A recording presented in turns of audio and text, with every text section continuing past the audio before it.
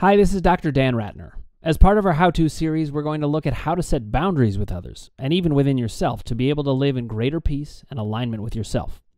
If you haven't already, click subscribe, ring the bell for notifications, hit like if you like what you're hearing, and put your comments below and I'll get back to you personally. And finally, you can reserve your place in one of my seminars or get any of my PDFs at www.crushingdoubt.org. Someone recently asked me to do a podcast episode on setting boundaries, and I actually can't remember who it was, my apologies, but I thought it was a great idea, so here it is. So here's when I think about boundaries, what I'm thinking about. People talk a lot about setting boundaries with other people, but few seem to know how to do it very well. I wanted to outline, first of all, how things go wrong in that way. We have people who aren't setting boundaries anywhere at all for themselves and getting run over roughshod right and left. We have people setting boundaries against phantom intrusions and violations that lead to cruelty, hurt feelings, and broken relationships. We have people trying to set boundaries only to find that either they set the wrong ones or didn't set them up in a way that works. And we have people interpreting boundaries as having been set up when they weren't at all. So this is the thing about psychology. It's actually a bit of a mess in a certain way when you don't understand what's happening. We often can't even be sure we mean the same thing when we are saying the exact same words. And so you have to think about what's actually happening. Get to the root of what's actually happening in you, and hopefully keep your ears open so you can get to the root of what's actually happening in the other person. That's the way that good boundaries can get set, through that understanding first. So to set good boundaries, as is so often the case with 3 columns work, you actually need to challenge some assumptions. Which ones do you have to challenge?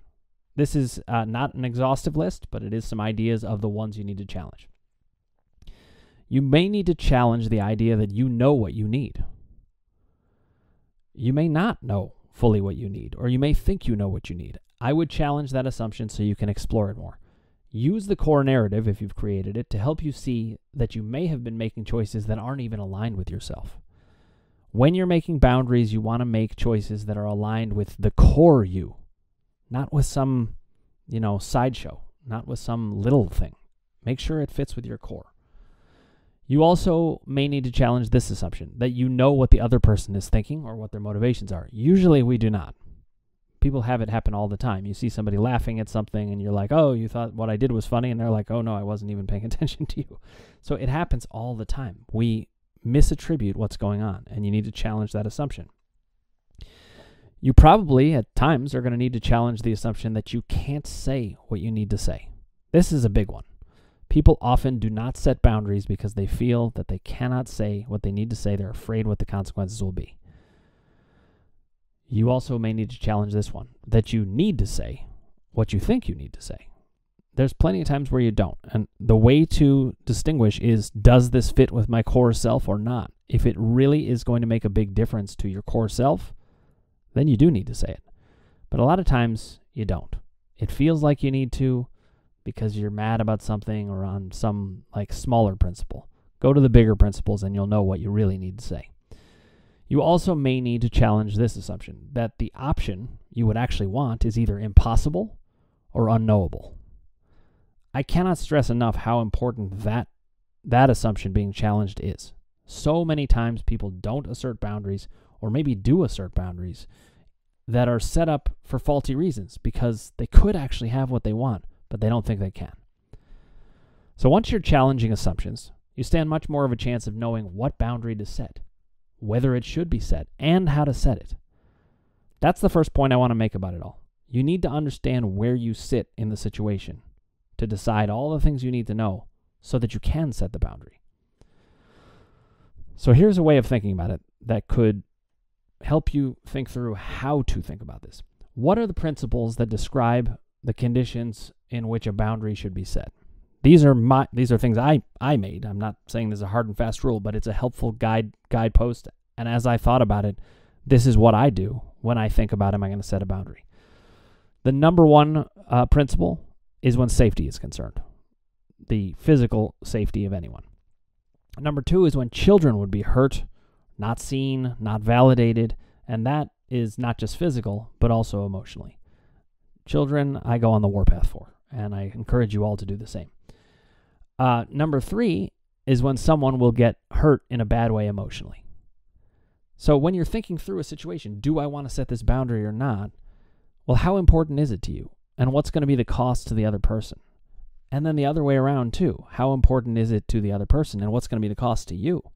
You have to think about whether you're going to get hurt or whether they're going to get hurt. The fourth principle, as far as I see it, is when you think it through enough to know that you'll regret not setting the boundary. This one, though, requires very careful inspection of what you want and need. And it gets easier with time as you figure these things out. The core narrative, for example, it can guide you in this once again. The more you know about who you are, the more you'll understand which boundaries am I going to regret not setting, or which boundaries am I going to regret setting. So principles, ethics, furthering humanity, helping people, these are the things that make it pretty easy to know, yeah, that's worth it. Another one, number 5, as I have it in this order, is when it is important to make your feelings known so that you do not feel silenced, unseen or unknown, or not valued. That's power column work right there. And you see, it's all the way down at number 5, but it's still very important. All of these things are important. I'm just giving you a sense of the list as I see it about when do you set a boundary. And the 6th one is when setting a boundary will bring you pleasure and fits with who you are at your core, but doesn't hurt anyone. So that's an important one, and I don't want that underestimated. When those other things are all fine, and you think, should I set a boundary or not? Well, if it's going to bring you pleasure and it really isn't going to hurt somebody, it may even be a good thing for them, that's worth doing. So another form of regret is when you do not get to live the life you wanted. And sometimes setting a boundary is a form of this. These are examples that I'm pulling out of thin air, but things like telling your best friend, don't go for that girl, that's the one I want. Or telling a work colleague, hey, I'm interested in this job, I want to go for that. And they can decide to go for it. You're not controlling people, but you're at least telling people who you are and what you need. Here's the thing, though, that I really want to make clear about setting boundaries, because otherwise it can actually be used for bad purposes. Setting effective boundaries doesn't actually hurt anyone's feelings. So evaluate whether or not it would, and if it would, you've got the wrong idea about it, either which boundary to set or how to do it. There's no need to hurt people's feelings, and I'm going to take you through how to do it now so that you don't have to. And that is the big question. How do you set the boundaries? The first step in setting a boundary is to understand what you want and need, as I explored before. Knowing who you are at your core is so key to power because of this. When you know who you are at your core, it guides things very clearly. It makes it a lot easier to have clarity on what you want, what you need, and what to do. The next, I would say, is to go through some kind of hierarchy, kind of like the one I just gave you about the principles of setting a boundary. You got to set it for you, though. These are my ideas. You're welcome to borrow my ideas, take them, and run with them, but only if they make sense for you. And once you have that system down, you'll know what's worth setting the boundaries for and not. And it's good to have thought of that in advance. Setting boundaries is much harder in the moment when you haven't really thought about it. Kind of your general framework. The next step after that is to figure out the essence of what you need so that you don't set a boundary for the wrong part of the experience. Just take some time getting into practice thinking, why do I need this? What is the essence of this? What's the most important part?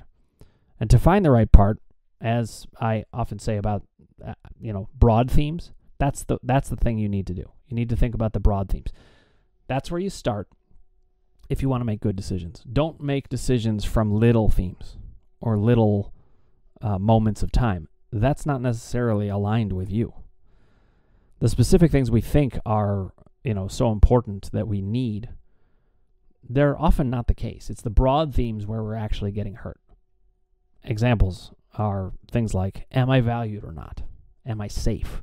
Would I be betraying myself to not do this?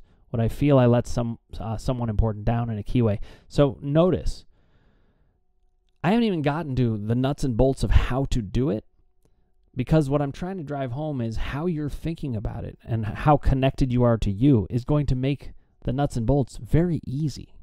And that's the kind of thing that people don't really talk about enough.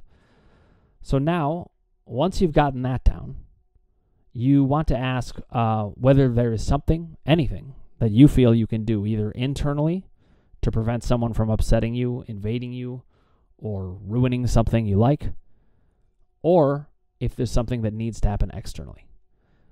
And what I say is the internal boundary is the most useful one of all. A quiet boundary is the best boundary because it's all in your control. They don't even need to know about it. I have a patient who coined the phrase, the pleasant FU. And it's like you can be totally nice on the outside, not in a way that conveys the aggression, because that's just passive aggression, but a way where you genuinely are like, I can be fine to you because I know the boundary's fine in me. So you want to set things up internally the way you want them to be. Too often we try to set a boundary that pleases everyone. And your job isn't to please everyone. Your job is just that you need to not be hurting them, and you're allowed to set the boundary as you want, as long as that is the case. You can even be polite about it. You could say, hey, you invited me to do this, but it's just not my thing. I would love to spend time with you, but not that. A lot of times we aren't being open with other people about the boundaries, and that's what's making it hard to set them.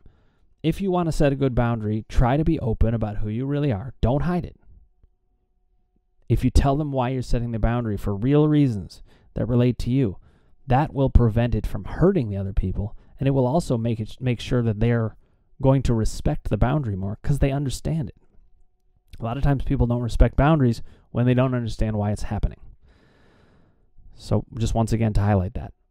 Don't hide your true motivations if you can help it. So these motivations, you have to remember, they are often just in the service of who we are, what we want, and what we need. So there's nothing wrong with what you want and need.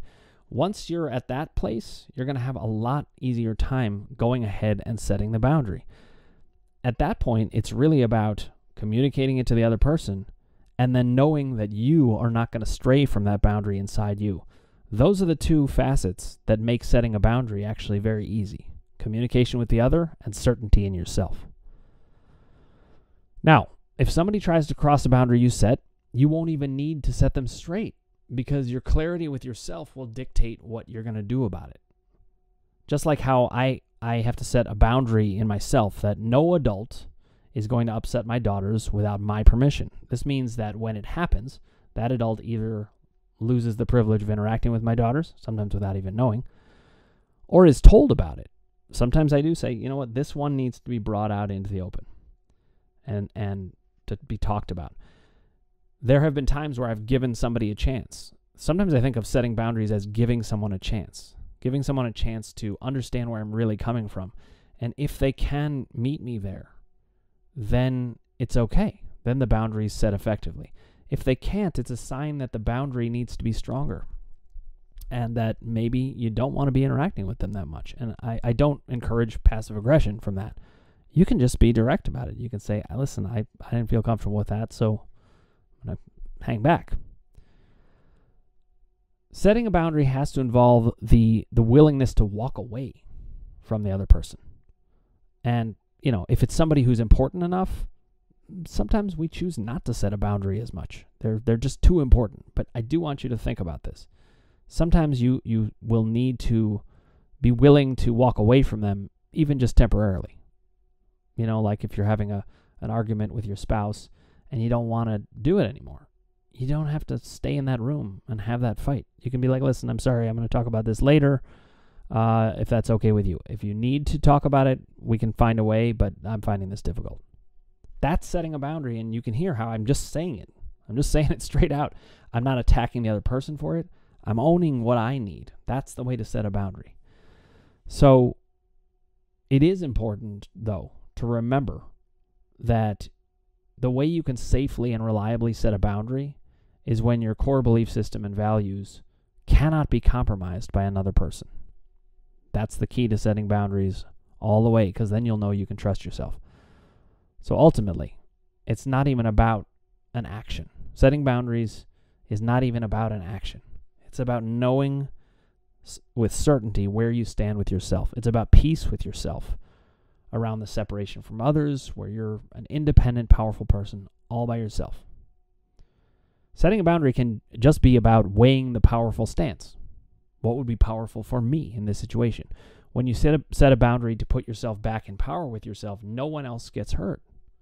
That's the beauty of it. You can be powerful, and it doesn't hurt anybody. That's power column work right there. The boundary is something you set in yourself. Here are some examples. I'm not saying you would necessarily say these out loud, but you can just say them in your mind. Like, I'm not going to reveal what I think here.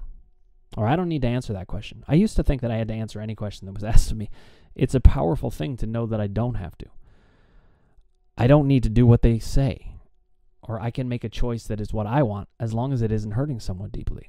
Like if I don't want to go to a game, or I don't want to go to a particular restaurant, or I would prefer to stay in on a given night. You can make any choices you want. Here's another one. I do not have to address this issue. That's a big one. That's setting a boundary, that decision that you're not going to do these things. So ultimately, a boundary is a decision with the self. It's not something that requires something of someone else. That is when you will get effective at setting boundaries. It's about certainty in your own stance. And once you have that, the boundary's already set, often without saying a thing. If you haven't already, click subscribe, ring the bell for notifications, hit like if you like what you're hearing, and put your comments below, and I will get back to you personally.